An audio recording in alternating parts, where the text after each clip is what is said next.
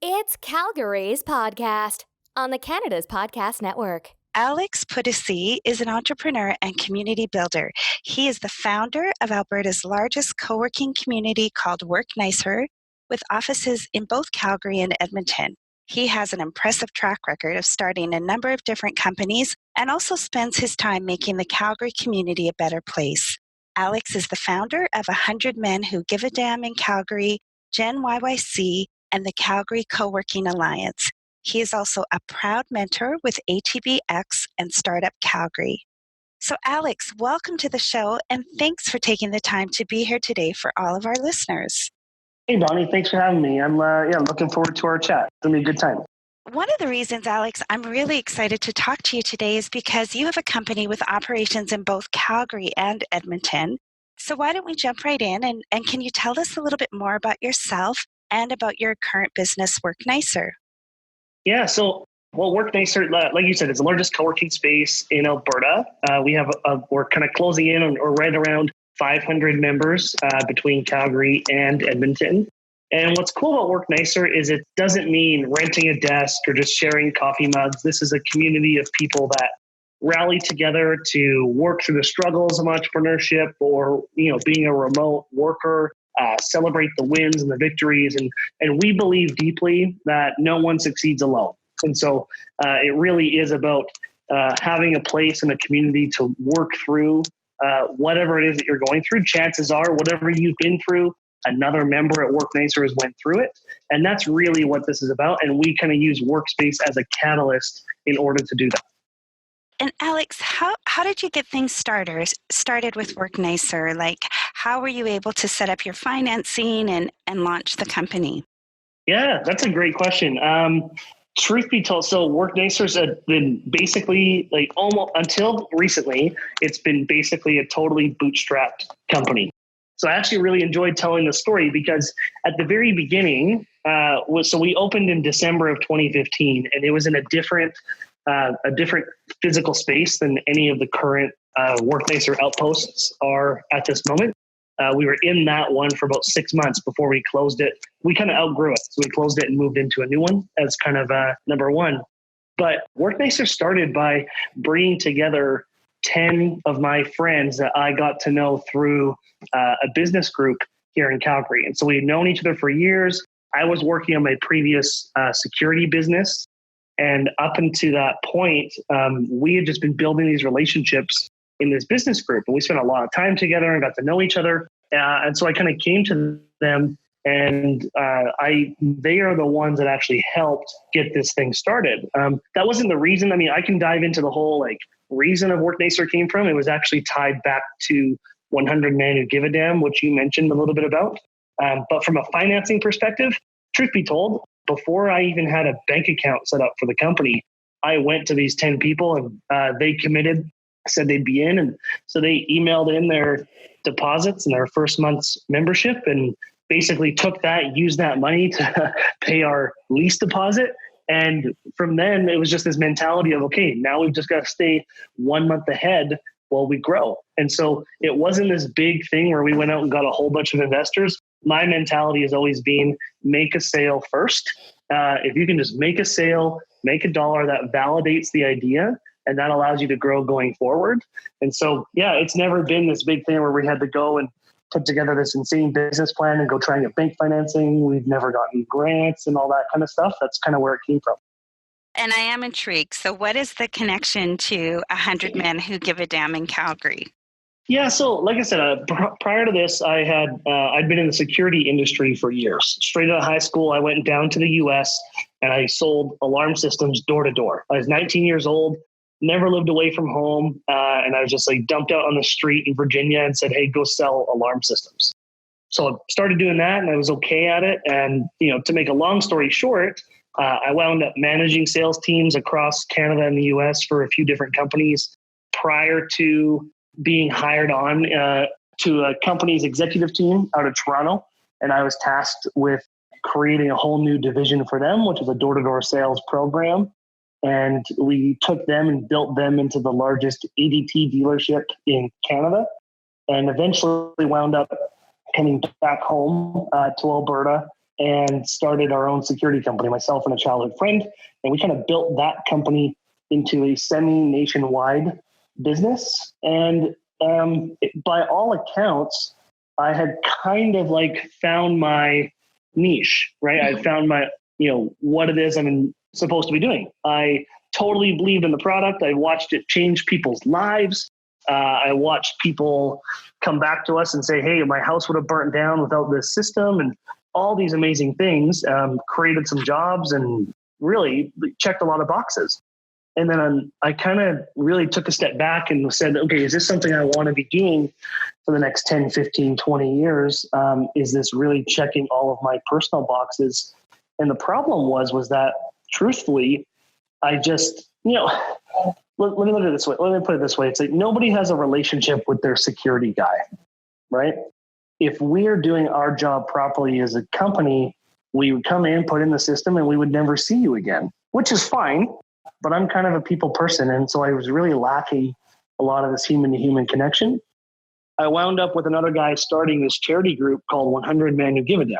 And the idea behind it is that we're raising $10,000 once a quarter for local charities, $100 at a time. And so what that means is we have 100 guys that get together once a quarter.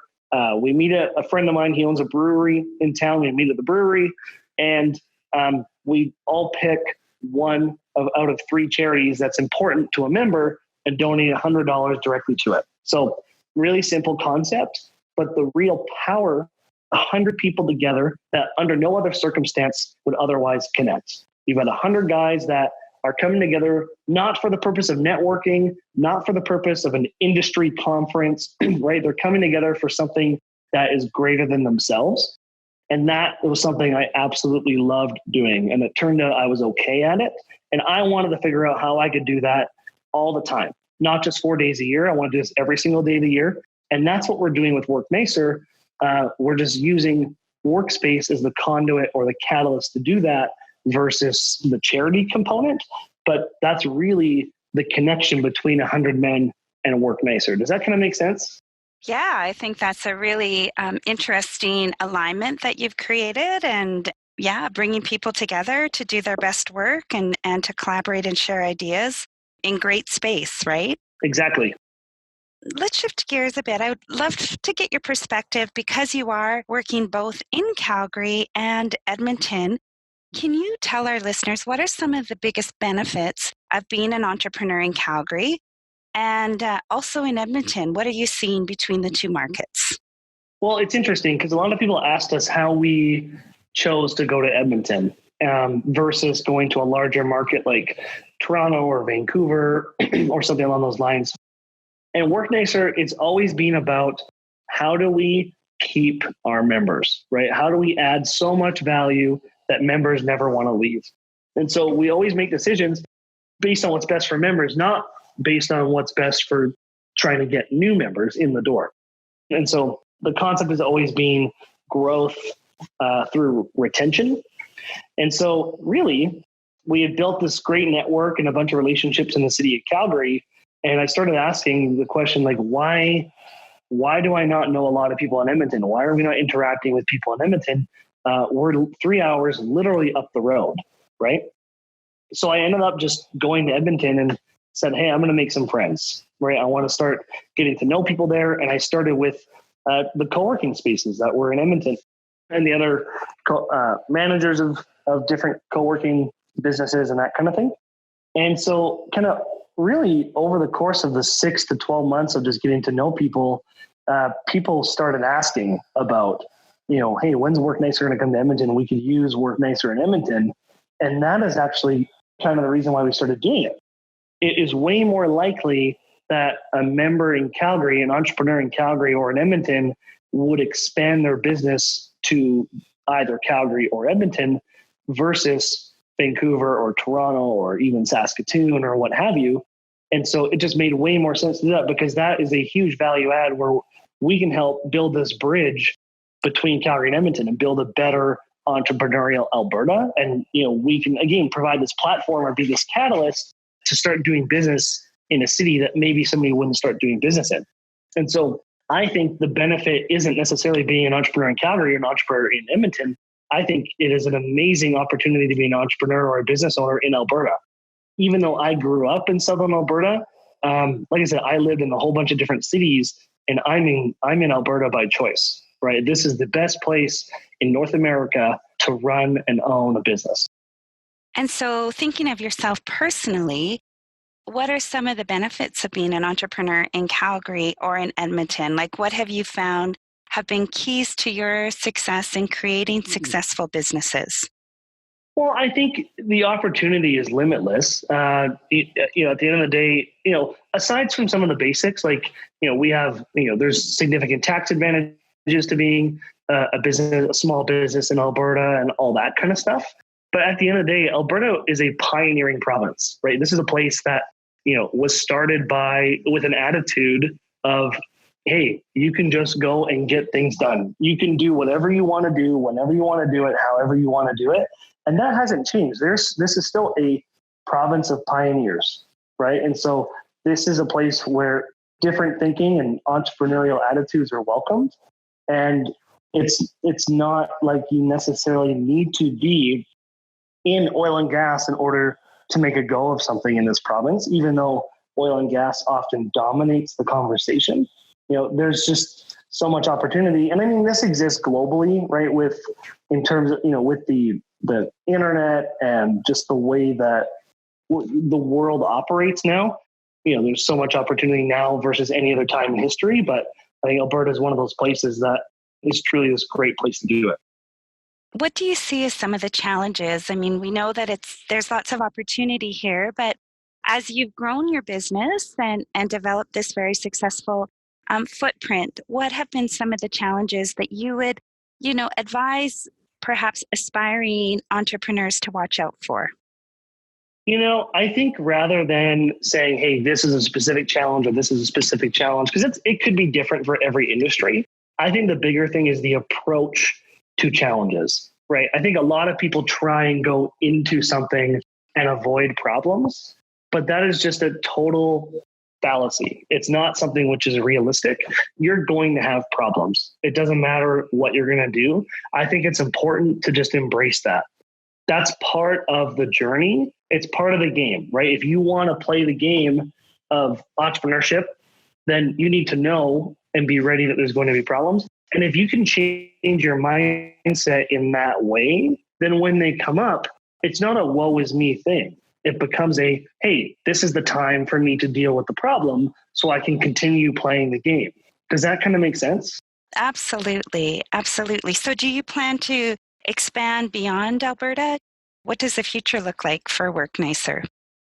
Yeah, that's a good question. I'll never say no to a conversation or looking at an opportunity. We've looked at some stuff, but right now there's so much exciting work to be done in Alberta that this is where our focus is. Never say never. Who knows what's going to happen. At the end of the day, we're going to lean into the membership at WorkNYYC and ask them, what do you guys need? What would be a benefit? And if a bunch of people say, hey, we want to go into this city that's outside of Alberta, then we'll start looking at that. But at the end of the day, we need to honor the members, because at the end of the day, without members, WorkNYYC is nothing, right? This is the community is what WorkNYYC really is. It's not a physical space. It's not desks. It's not boardrooms. It's none of that. It is the people. And we just need to make sure that we're constantly serving them. And that's what we're going to be working on. Okay. Well, Alex, I'd love to ask you a few more personal questions here now. And one of them is, do you have a favorite spot in Calgary where you go to get inspired or just to think about your business? Is there a go-to place that you like to go when you're doing some big picture thinking? Yeah, great question. I just got back from a 2-week trip out of the country, and it was actually really nice to kind of take some time away. Before there was like a 2 or 3 day period there where I was just totally by myself, and I was in a totally different time zone. And so I realized I need to take more time to actually do that. I'm not great at taking time away just to sit and think. I'd like to do that more. But to answer your question about being inspired, I am truly inspired every single day at WorkNYYC. Every day I walk in and I see all these different people many of them I don't I know lots of them now, but I didn't know before. And that's what's amazing is that something that we've done at Work Nicer has attracted them here. And that is inspirational to me. That's what keeps me going, is that there's all these people that have come here and called this home.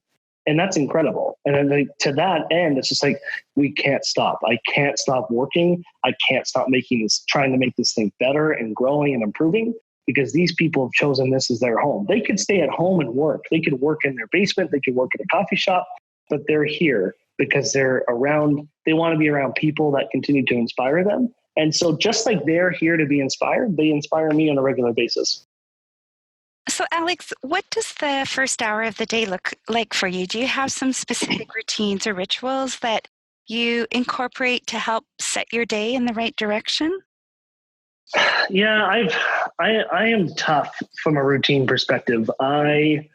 Generally speaking, I'm up between 5 and 5:30 in the morning.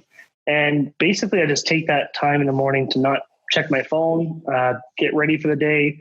I make coffee for my wife and myself, and we spend a few minutes in the morning chit-chatting and having a coffee. And then I'm usually in by between 7 and 7:30.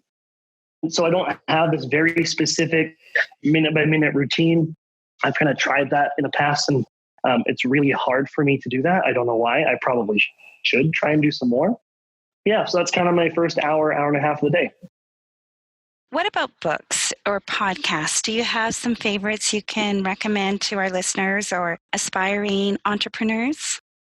Yeah, another great question. So I start a lot of books and I very rarely finish them. I don't know why. And podcast is another one of those things where I have a tough time. I'll put them on and then I'll end up getting distracted because I don't ever just sit and listen to podcasts. But there's a few books that I do often recommend, especially to people that are looking to start their own thing and maybe haven't yet, or just are, and maybe they're working a full-time gig and they're trying to figure out, how can I make my side hustle or my side gig my full-time thing? There's a book by an author named John Acuff called Quitter. It's the whole conversation of how to embrace your day job while having this side gig where your real passions are, and then how to manage the relationship between the two, right? And so a lot of people will start to become or have animosity towards their day job because they want to work on their side gig. But at the end of the day, this helps go through the process of looking at your day job as the very thing that funds your ability to do your side gig. And so it really helps from a perception perspective. So Quitter by John Acuff. And then another book that I really love, and a lot of people are talking about it right now, but it's called The Subtle Art of Not Giving a Fuck. What's so great about it, and this is where that whole concept comes from of problem solving, right? In the book, he says happiness comes from solving problems. And it totally just changes your mindset around your approach to problems. Because a lot of people think, once I just get over this problem, then I'll be good. But at the end of the day, as you grow, either as a business or as an individual, problems don't go away. They just become bigger, harder to overcome, and more expensive. And again, it really helps with framing that mindset. So those two are two that I love to recommend. If you weren't doing what you do right now, Alex, what kind of profession do you think you'd be in? Yeah, I think about that a lot. And I don't know. Well, there's a few different answers to that question, I guess I have. One, it's easy for me to get distracted. And so I do have this idea of what I would do next if I couldn't be doing Work Nicer, mostly just to protect Work Nicer from myself, right? Because I want to be able to say, hey, I could always do this, or, if I get bored here or frustrated here one day, then my mind can kind of go there to think about it. And my approach would be that I want to try and address or disrupt or get into industries that most people find terrible, kind of like these shitty industries, I don't know, payday loans or that kind of thing, where it's people won't very predatory businesses. And I'd love to go in and try and flip it upside down to say, hey, how can this become a positive thing versus a negative thing? Mm-hmm. So I would try and look at doing that, but I also always say that it's like, at the end of the day, we're not selling desks here, right? We're building community. And I think that can be accomplished in any industry. As an example, I always say I hate accounting, but I feel like we could go and somehow build community using by building an accounting business. Not that I want to do that, but to me, like that's kind of what I would want to do. So I'd continue to want to make sure that we're building community and building relationships and friendships because that builds the foundation for everything else that we do. No amount of technology can replace human-to-human connection. And that's something that I'm deeply passionate about. And so if it wasn't Work Nicer, I'd be doing something that still fulfilled that passion for me. And so if you were to flip that around, and I'm smiling because many of our guests say if there's one profession they wouldn't want to do, it's accounting. And you just referenced that. Is there something that you can just see would never be in your wheelhouse and you'd never want to take it on as a profession or job? If I had to answer, I'd say accounting, to be honest. But I think, honestly, I would love the challenge of going and saying, like, if I could go and, again, flip it on its head, how could I go and run an accounting business, not being an accountant, and do it in a way that makes people love it? And there's some accounting firms that are doing that right now that are doing some really cool stuff. So I'm not saying it hasn't been done, but for me personally, I like the challenge of that, of saying, I don't think there's anything that I would ever say that I would absolutely never do, because that's just closing a door to opportunity. And I think that, how can you just unilaterally close a door to opportunity? So Alex, in business, do you have like a favorite quote or word or saying that you like to use, or something that's maybe your touch point and keeps you focused on your goals? Yeah, I'd say that there's actually two. I love quotes. So the one quote is from Zig Ziglar. He says, if you help enough other people get what they want, you will get what you want. So it's this whole concept of we give first. And that's what Work Nicer was built on. We always give. We want to give more than we receive. And by doing that, then we should, call it whatever you want. Call it karma, call it the golden rule. You can call it whatever you want, but that principle is something that I try and live by. And then the second thing, I actually have a tattoo that says this, and it says the process. And that comes back to the whole problem solving and the whole ups and downs side of it. Is like you can't have ups without downs, right? That's just how it works. And so I think it's important just to remember when you're going through the shit, or you're going through a tougher time, or you're trying to solve these problems, that it's like, remember the good times and remember the ups, because you can't have one without the other. Well, and you're providing the perfect segue into my next question, which is, what keeps you up at night, if anything? Are there things that you worry about as an entrepreneur that sometimes get that hamster wheel going in the middle of the night? I've always said actually that if I had a superpower, my like an entrepreneurial superpower, it's my ability to turn my brain off and go to sleep. I'm so fortunate to be able to do that, where it's like, I know that at 11 p.m., 12 p.m., a.m., 1 a.m., there's probably not much that I can do to solve any problem that's happening. And if I don't get rest, then it's just going to be worse the next day. And so I'm able to turn my brain off and say, okay, I got to rest so I can tackle this and be at my best in the morning. So truthfully, very, very rarely am I unable to sleep or turn off my brain. And I know that that's not normal. And so I'm really, really thankful to be able to do that. Can you share with us like the top 3 things on your inspired list? So we don't want to call it a bucket list, but what are some of those goals that you have for yourself, either personally or professionally, over the next few years? That's a great question. I don't really have that list, but there's a few, thinking about the term like bucket list, and usually when people bring that up, they also think about retirement and that kind of thing. And I guess this doesn't directly answer your question, but I tend to think in terms of like mini retirements and travel. To me, travel, I think, is something that, I work and I live to travel. I think that it provides perspective like absolutely nothing else on earth can. And it gives you the breaks that you need. And I think that I never want to stop working.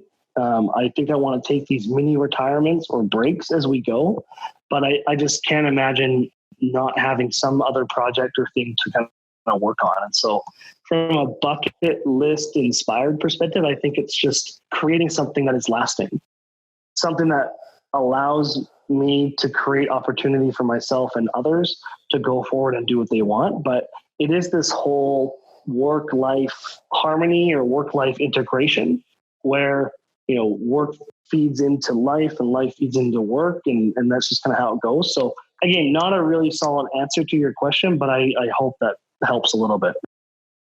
I'd love, Alex, for you to share a bit of advice before we wrap things up today with our listeners. So we do have a lot of listeners who are either living in the US or overseas as well as across Canada.